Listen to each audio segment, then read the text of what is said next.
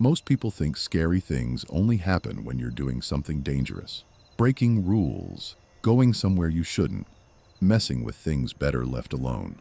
But the truth is, some of the most terrifying experiences happen during completely normal moments. When you think you're safe, late at night, at home, on an ordinary day that wasn't supposed to be memorable.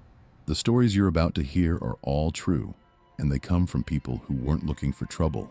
They weren't trying to scare themselves. They were just going about their lives when something shifted. Something subtle at first. A knock that didn't feel right. A house that didn't feel empty anymore. A presence that stayed just close enough to be noticed. What makes these stories disturbing isn't loud noises or sudden jump scares. It's the slow realization that something is wrong, and the moment you understand it might already be too late to change what's happening. These are the kinds of experiences that stay with you, the kind you replay in your head when you're alone at night, wondering what you would have done differently. So if you're listening to this late at night, maybe double check your locks. Make sure you're really alone, because these are 3 terrifying, true, scary stories. And once they start, there's no easy way out. I shouldn't have answered the door. It was already late when I heard the knock. Not loud, not urgent, just a slow, deliberate knock on my front door. I checked the time on my phone.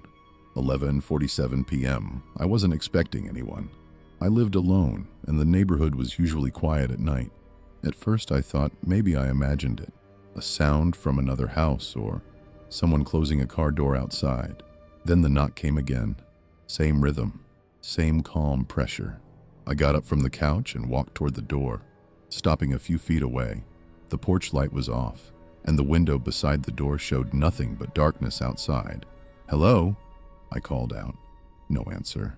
I told myself it was probably a neighbor who had the wrong house or someone asking for directions. Still, something about the knock bothered me. It didn't sound rushed. It didn't sound confused. It sounded patient. I looked through the peephole. There was a man standing on my porch. He stood a little too far back from the door, just outside the reach of the light from inside my house. I couldn't see his face clearly, only his outline and the shape of his jacket. He didn't move when I looked at him, didn't fidget, didn't look around. He just stood there, facing the door. I hesitated with my hand on the lock, every instinct telling me to leave it closed. But after a few seconds of silence, I convinced myself I was overreacting. I unlocked the door, and the moment it opened, I knew I'd made a mistake. The man didn't step forward when I opened the door. That was the first thing that felt wrong. He just stood there, a few feet away, hands down by his sides, like he wasn't sure if he was supposed to come closer or not. The porch light was still off, so his face stayed mostly hidden in shadow. "Sorry to bother you," he said calmly. "I think I've got the wrong house." His voice was steady, too steady. No hesitation, no embarrassment, just flat and controlled. "That's okay," I replied, keeping one hand on the door. "Who are you looking for?" He tilted his head slightly, like he was thinking. "I don't remember the name," he said. I was told they'd still be awake. That answer didn't make sense, but I brushed it off. People say strange things when they're tired. I nodded and started to close the door. That's when he took a small step forward, not toward me, toward the doorframe. "I just need to ask you something first," he said. I stopped moving. He glanced past me, just briefly, his eyes scanning the inside of my house, not in a curious way, more like he was checking something off in his head. "Do you live alone?" he asked. My stomach tightened. "That's kind of a weird question," I said. He smiled faintly, then shook his head. "You're right. I'm sorry. I've been walking around all night, and I guess I'm not thinking straight." Something about the way he said all night stuck with me. I noticed then that his clothes were too clean for someone who'd supposedly been wandering around for hours. No dirt on his shoes, no sweat, not even heavy breathing. I told him again that he had the wrong house and started to shut the door. This time, he didn't step forward. Instead, he raised his hand slowly and rested it against the door, not pushing, just touching it lightly. "Can I ask one more thing?" he said softly. I didn't answer. He leaned in just enough for me to see his eyes more clearly. They weren't focused on me. They were focused on the inside of my house. "Are you expecting anyone tonight?" he asked. My heart started racing. Every instinct I had was screaming at me to close the door and lock it. I forced myself to stay calm. "No," I said. "You need to leave." For a moment, he didn't move.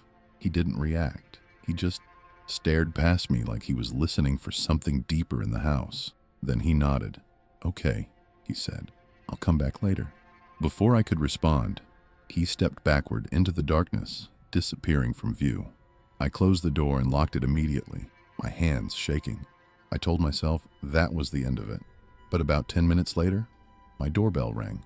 The sound of the doorbell made me jump. I stared at the front door, my heart pounding, waiting for it to ring again. My porch light was still off, and through the small window beside the door, I could only see darkness. I didn't move. A few seconds passed, then the doorbell rang again. Longer this time. I stepped back slowly, my eyes never leaving the door. I picked up my phone from the coffee table and checked the time. 12:03 a.m. I hadn't even made it 15 minutes. The doorbell stopped, and for a brief moment, the house went quiet again. I let out a shaky breath, hoping he'd finally left. Then I heard his voice, not through the door, through the window. "I know you're still awake," he said calmly. I froze. He wasn't yelling. He wasn't angry. He sounded conversational, like he was standing on the other side of a counter instead of my front door.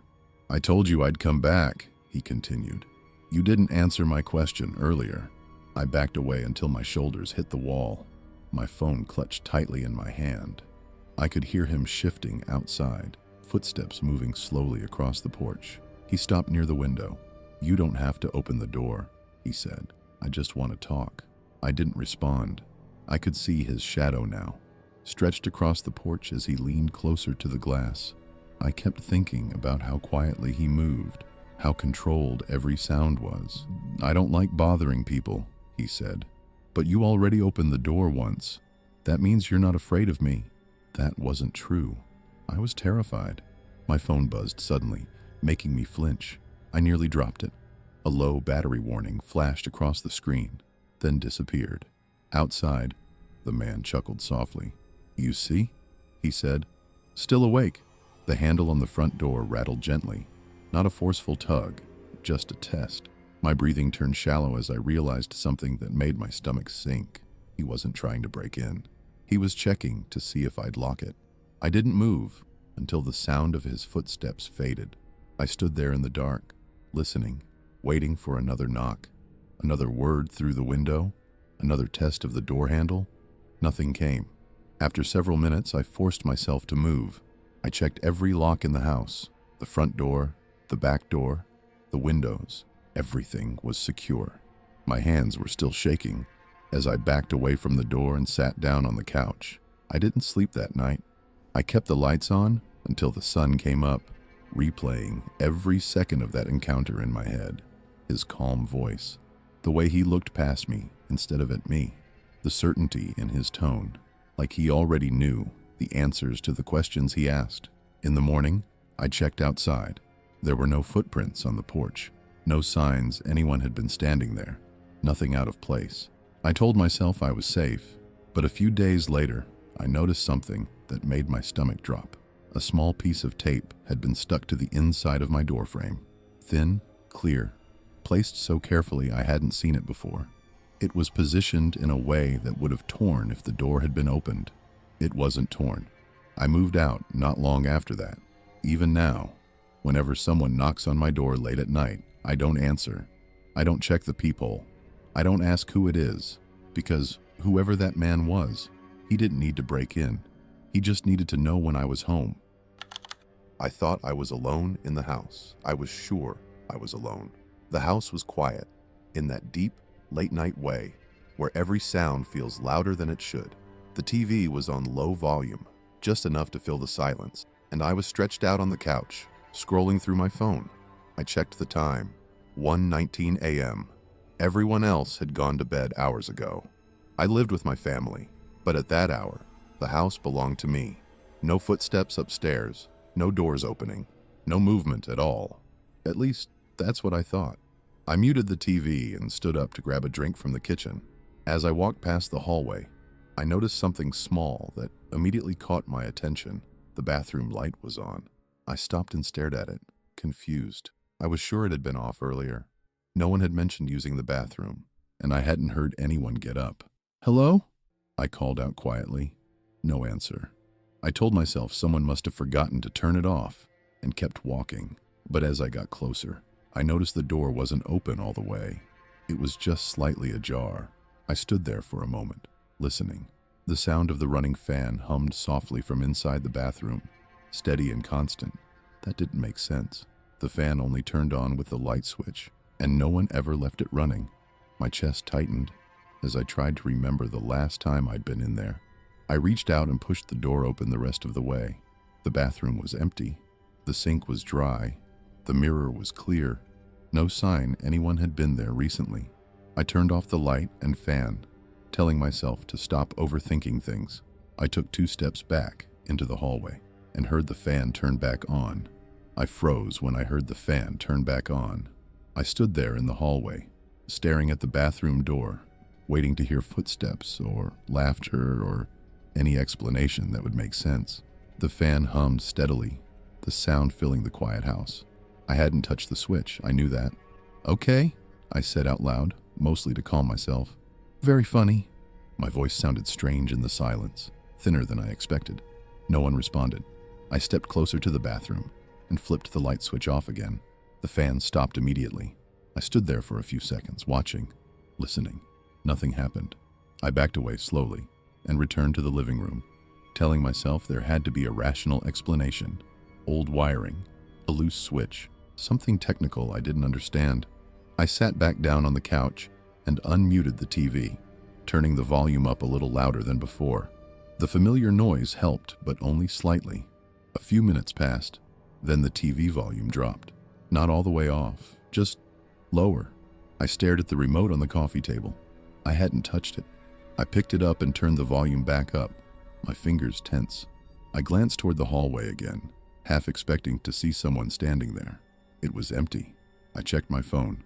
1:31 a.m. That's when I noticed something else. The hallway light was on. I was sure it had been off earlier. I hadn't walked back there since the bathroom incident.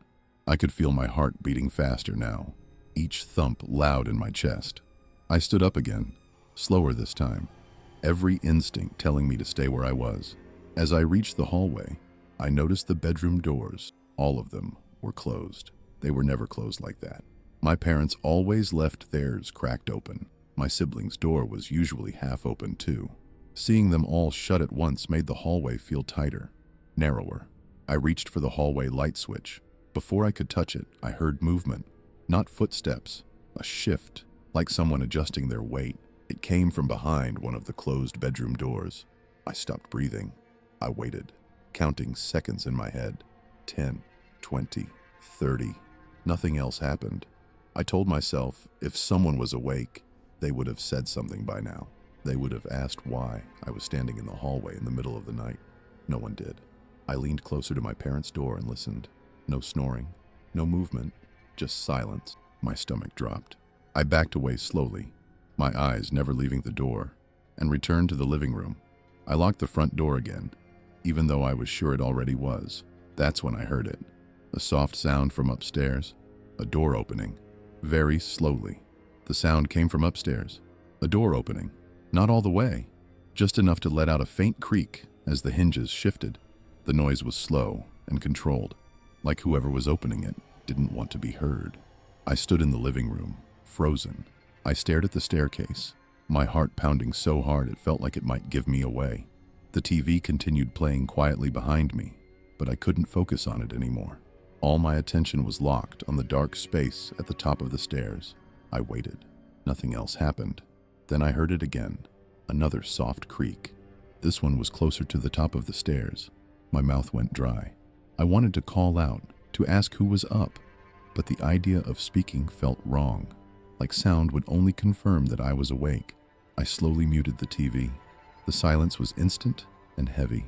That's when I heard footsteps, barely audible, slow steps moving across the upstairs hallway.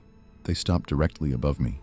I stood there, barely breathing, listening as the sound shifted, not walking, Not standing still, but adjusting, like someone leaning forward. Something tapped softly on the ceiling. Once, then nothing. I backed away toward the front door, my hands shaking as I reached for my phone. I checked the time. 1:39 a.m. I unlocked the door quietly, planning to step outside if I had to. But before I could turn the handle, I heard a new sound. From the stairs, a foot touching the first step. The stair creaked under the weight. Then the second step. Slow, careful. Whoever it was wasn't rushing. They were coming down. I pressed myself against the wall near the door, my body tense, my ears straining to hear every movement. Step by step, the sound descended until it stopped at the bottom of the stairs. I waited for a voice. I waited for a light to turn on. Nothing happened. Instead, I felt it. That sense of being watched, close enough that I didn't need to see anyone to know they were there. A soft breath brushed the air near my shoulder. I flinched, spinning around, and saw nothing. The hallway was empty. The stairs were empty. But the feeling didn't leave, because something was standing close enough to touch me, and I had no idea where it had gone. I didn't stay in the living room after that. I rushed up the stairs 2 at a time, my heart racing, and banged on my parents' bedroom door until they opened it. The hallway light flicked on, washing everything in a harsh yellow glow. Nothing was there, no one on the stairs, no one in the hallway, no open doors. I tried to explain what had happened, but the words sounded weak even to me. Lights turning on by themselves, doors opening, footsteps that vanished. My parents exchanged worried looks, but didn't seem convinced. They checked the house anyway. Every room, every closet, every window and lock. Nothing was wrong. They told me it must have been exhaustion. My mind filling in gaps because I'd stayed up too late. Eventually, the house settled again, and everyone went back to bed. I didn't. The next morning, everything felt normal. Too normal. The bathroom light was off. The hallway doors were open the way they always were. No sign of anyone being awake except me. But when I went to the kitchen, I noticed something that made my stomach tighten. The chair at the dining table, the one closest to the hallway, was pulled slightly away from the table. No one admitted to moving it. After that night, I stopped staying up late when everyone else was asleep. If I couldn't sleep, I stayed in my room with the door locked. I kept lights on. I made noise on purpose, because whatever had been in the house that night didn't feel like an intruder. It felt familiar, like it knew the layout, like it knew who was awake, and like it only moved when it thought it wouldn't be noticed. Something followed me home. I didn't think much of it at first. It was late, and I was walking home after spending too much time at a friend's place. The streets were quiet, the kind of quiet that only shows up after midnight.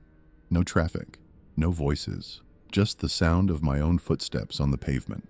I checked the time on my phone, 12:48 a.m. I put my phone away and kept walking, telling myself I'd be home in a few minutes. That's when I noticed the sound behind me, another set of footsteps. At first, I assumed it was someone else heading the same way. It happens. People walk late sometimes. I didn't turn around.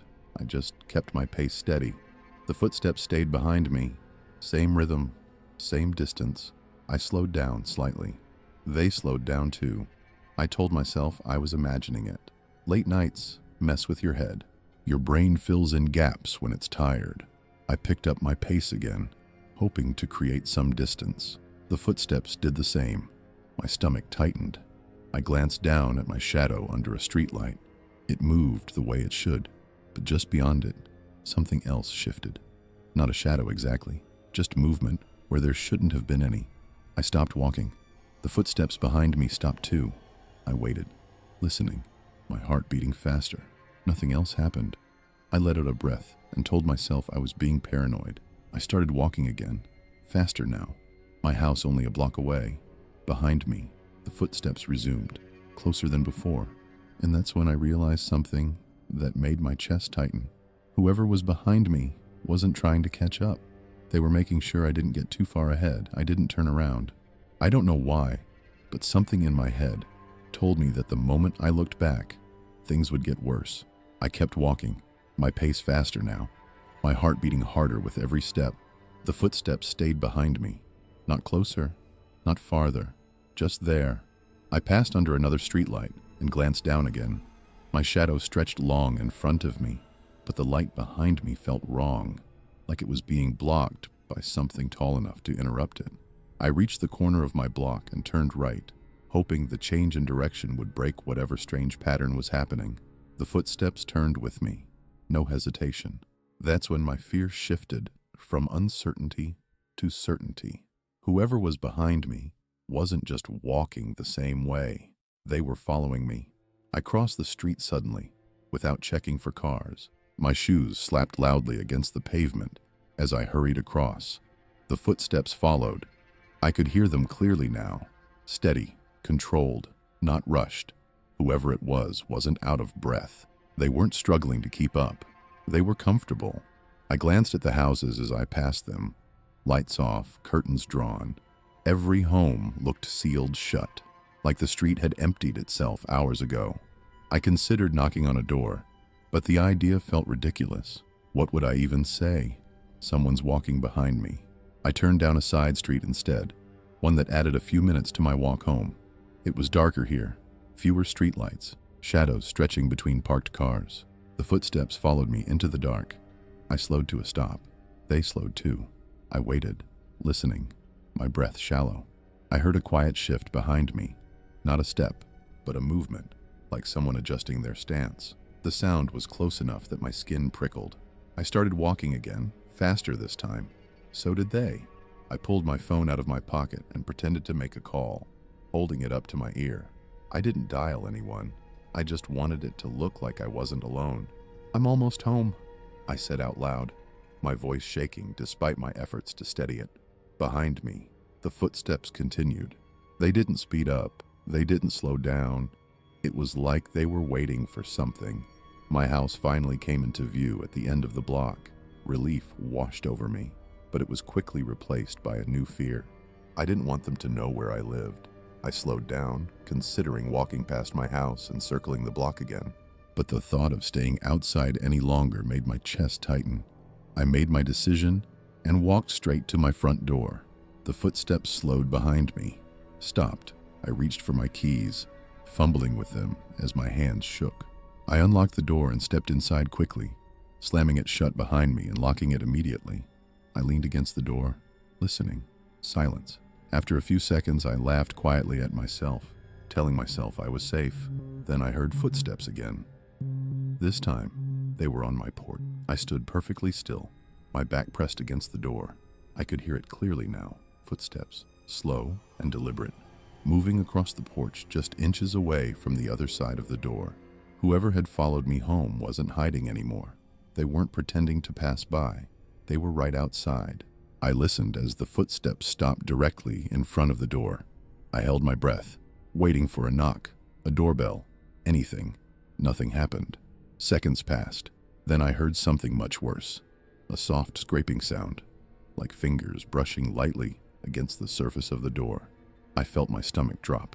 My eyes locked onto the deadbolt, making sure it hadn't moved. I hadn't turned on any lights, and the house was completely dark behind me. "I know you're inside," a voice said quietly. It wasn't loud. It wasn't angry. It sounded calm. My heart pounded so hard, I was afraid they could hear it through the door. I didn't respond. I didn't move. I barely breathed. "I just wanted to make sure you got home safe," the voice continued. I clenched my jaw, tears threatening to spill as I realized how close they must be to speak that softly and still be heard. I could picture them leaning toward the door, listening the same way I was. The doorknob turned slightly, not enough to open it, just enough to test it. The handle clicked softly and returned to its original position. A quiet laugh followed. "Locked," the voice said. "Good." I slid slowly down the door until I was sitting on the floor, my phone clutched in my shaking hands. I wanted to call someone, anyone, but my fingers wouldn't cooperate. Outside, footsteps moved again. They didn't leave. They paced back and forth across the porch, slow and unhurried, like they had nowhere else to be. I stayed there on the floor for what felt like hours, staring at the door, afraid to blink. Eventually, the footsteps stopped. The porch fell silent. I waited and waited. When I finally gathered the courage to stand and peek through the window, the porch was empty. No one was there. I told myself it was over, but something felt wrong because whoever had followed me hadn't seemed disappointed. They sounded satisfied, like they'd learned exactly what they needed to know. I didn't sleep that night.